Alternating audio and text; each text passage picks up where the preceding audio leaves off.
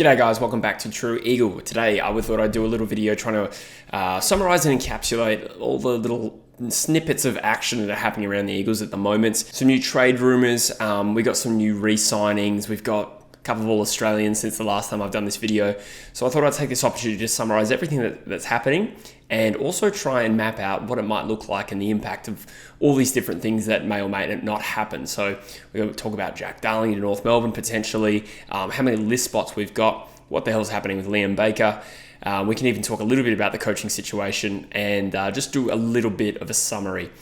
Partially, I'm doing this for myself to get in touch with the Eagles. I myself was away this weekend out in London and have come back very unwell, which I'm sure has nothing to do with enjoying London's nightlife. So I myself have sort of done a little bit of a mapping out of what this off-season might look like for us. And there's going to be surprises. There's already been surprises. I'd have to say the Jack Darling situation, and I mean this respectfully as possible, the fact that he actually has another club that is willing to trade for him did take me a little bit by surprise. So we'll get into that. First of all, I do want to just shout out Jake Waterman and Jeremy McGovern. It's probably not worth a video in itself, but these guys had fantastic seasons and were awarded All-Australian spots. I mean, you think back to where Waterman was 12 months ago, for him to earn an All-Australian jumper. In fact, it probably is worth a video. I'll bear that in mind for some time down the track.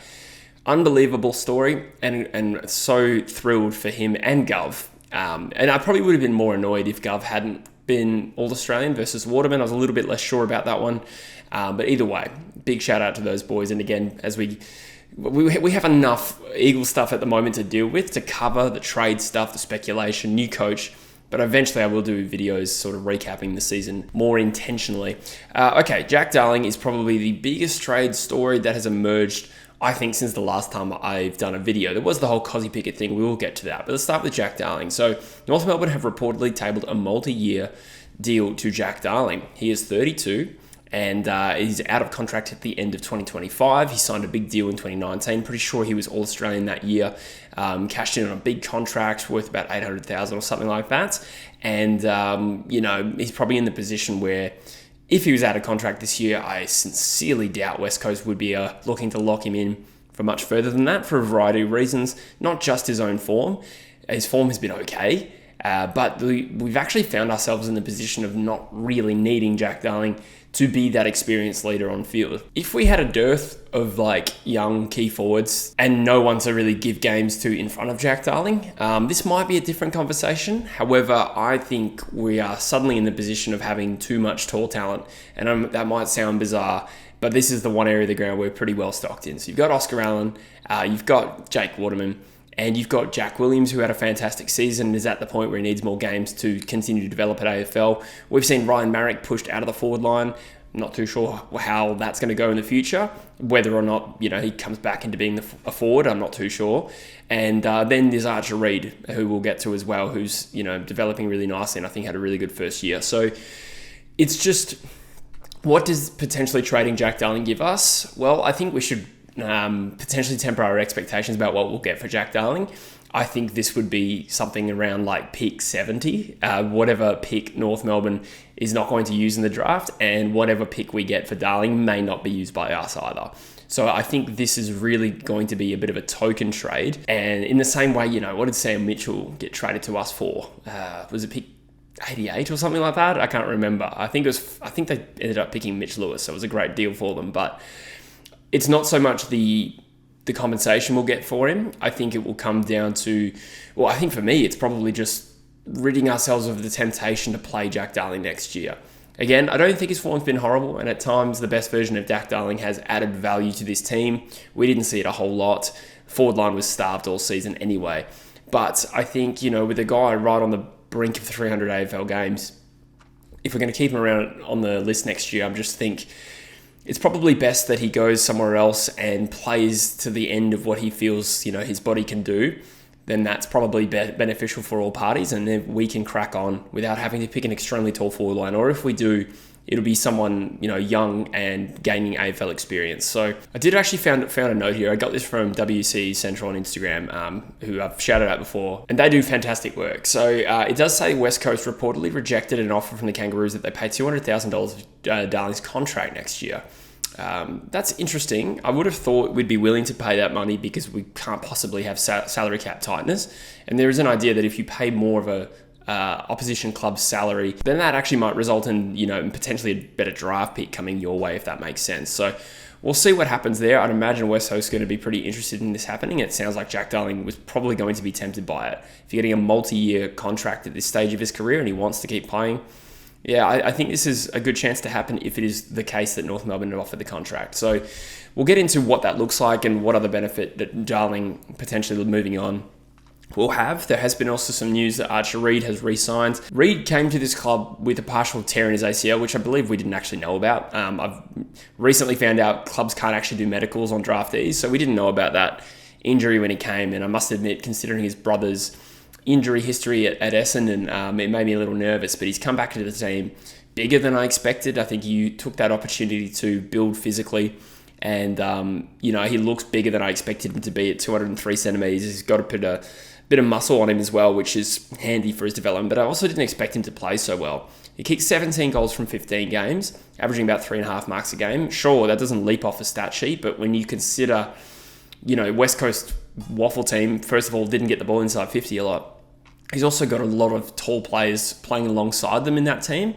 So I think he actually massively exceeded my expectations, considering it took him half a year to overcome that knee injury. I think we might have a player here. Again, I don't want to get too overexcited. I've definitely been burned with young prospects before, but I am pleasantly surprised by Archer Reid. Anyway, we've extended his contract. He wasn't out of contract at the end of this year, but we've extended him for a couple of years, as we usually do with talented prospects.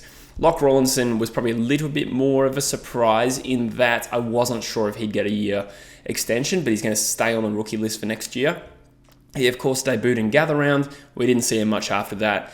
And his form in the Waffle was somewhere between playing well and also being really quiet. Again, skinny pressure forward, playing in a crap team that he was in the Waffle Eagles this year. They obviously see something in him, and while I haven't seen him play a whole stack of footy, I do also kind of feel that it would be harsh to rule Rawlinson out based on one season as an 18-year-old who plays a precious style, playing in a rubbish team that isn't conducive to him succeeding. So I'll defer to the club's judgment on that one. I'm not against it at all, but it is worth noting that is another list spot that we just sealed up. So Cozzy Pickett, I'll just talk about this briefly. I think I covered this in my last video, but the story broke he wanted to go back to WA, with Fremantle being a preference and West Coast being a slight contender. It kind of speaks to this idea that, while we're the bad WA team, we are going to be behind the eight ball in terms of attracting talent. Subsequently, it's been reported Cozzy Pickett is more likely to stay at Melbourne now. And frankly, I think I'm pleased about that for two reasons. If he goes to Fremantle, I really don't want him to improve them too much. But also for us, while it's tempting to have a player of his quality, and I am a Cozzy Pickett fan, I do think his output is actually very strong for his age. He's in the right age bracket for us for sure. And, it would be a somewhat unique talent on our list. On the other hand, it would be expensive for where we're at, and an element of risk in that he is a bit of a cream on top player when we still really need to build the cake, if you know what I mean. So perhaps an unwelcome distraction if we had been caught up in going too hard for Cozzy Pickett. I think I'm pleased that he's going to stay in Melbourne. And who knows, he's got a long contract there. He may want to go home again in 12 months, in 24 months, and that might make more sense for us then. So we do need to discuss, list spots, and this is what I want to get into with this video is how is this all going to make sense? Where are we at in terms of list spots? There's a number of players without a contract who have not been delisted, and there are no Eagles that have been delisted outside of Andrew Gaff, who retired and delisted himself essentially. So we need to bear that in mind and consider all the pros and cons of all these targets. So let's just crack into it. It's worth noting we are holding an extra player because Noah Long got put on the inactive list. We entered the mid-season draft. We drafted Jack Hutchinson, who I believe is on an 18-month contract from initially signing. So he's contracted the end of next year.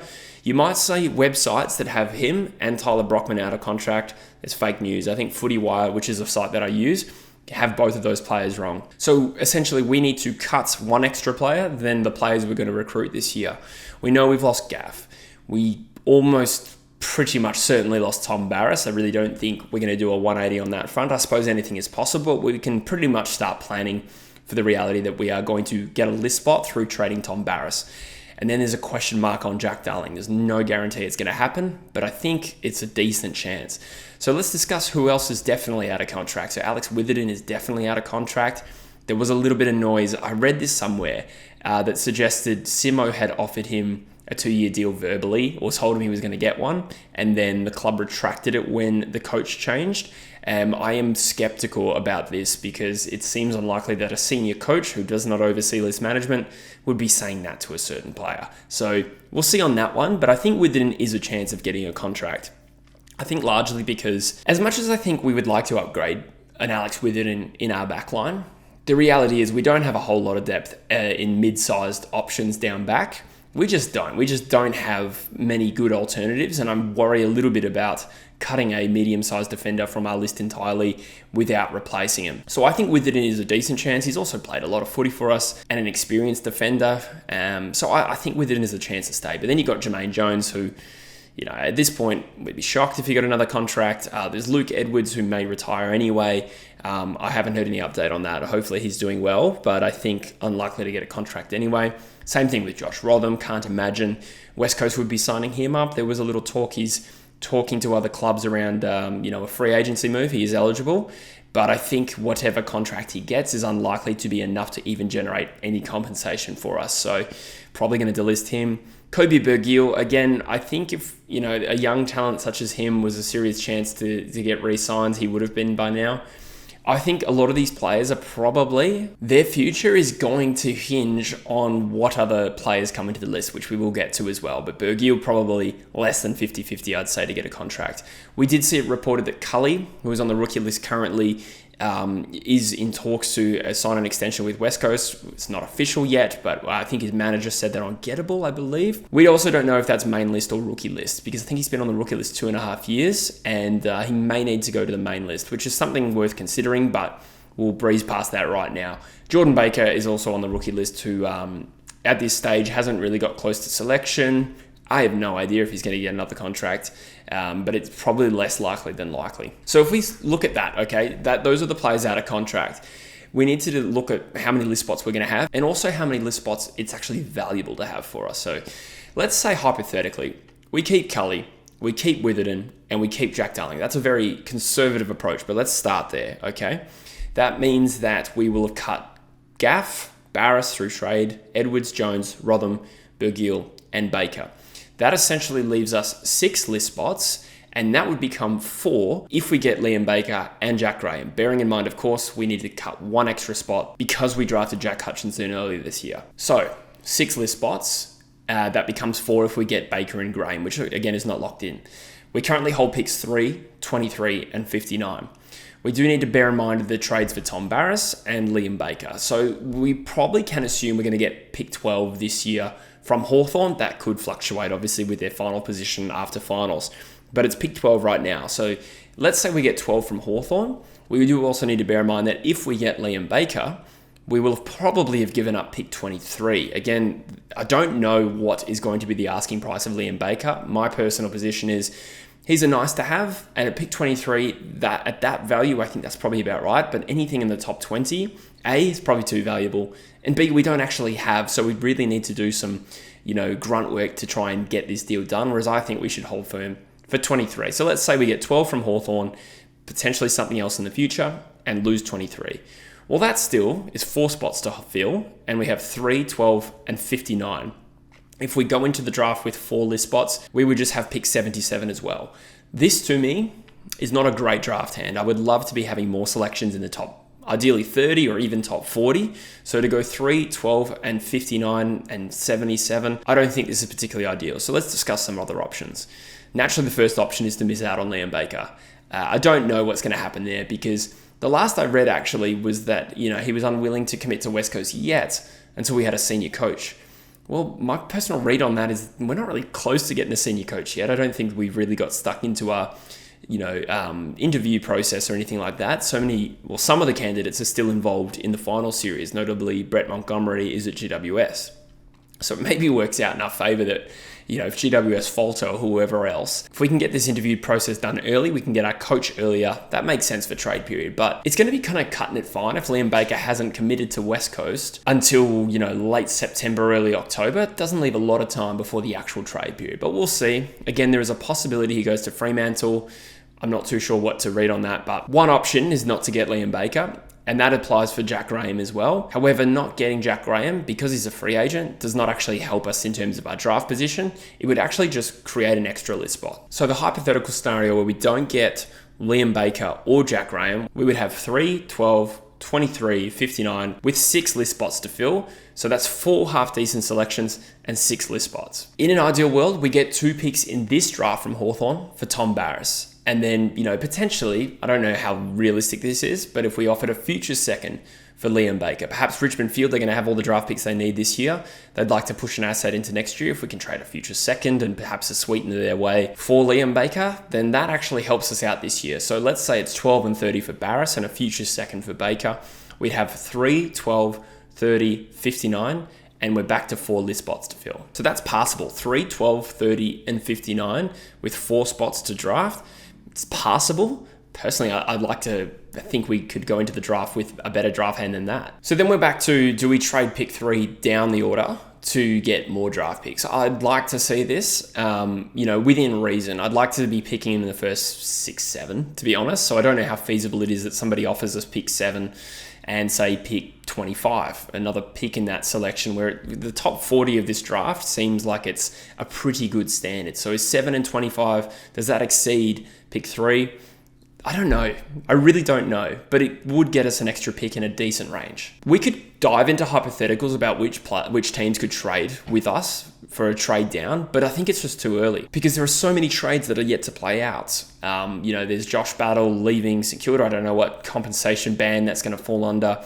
Fremantle hold 3 first rounders. Are they going to hold all of them, let alone any of them by the end of the trade period? There's just too much to play out on that front. There's Adelaide with 4 and 25, but they're going to get Alex Neil-Bullen potentially. They got deals for Jack Lukosius, so it's a little bit early to speculate on that. But I think if we can get 2 top 15 picks for pick 3, I think with the evenness of this draft, that could actually work out pretty well for us. So let's say it's 8, 12, 15, 30, and 59. That's 5 decent draft selections there. And in fact, it would actually be more than the list spots that we have. But remember, I started this whole exercise by saying that's if we keep Darling.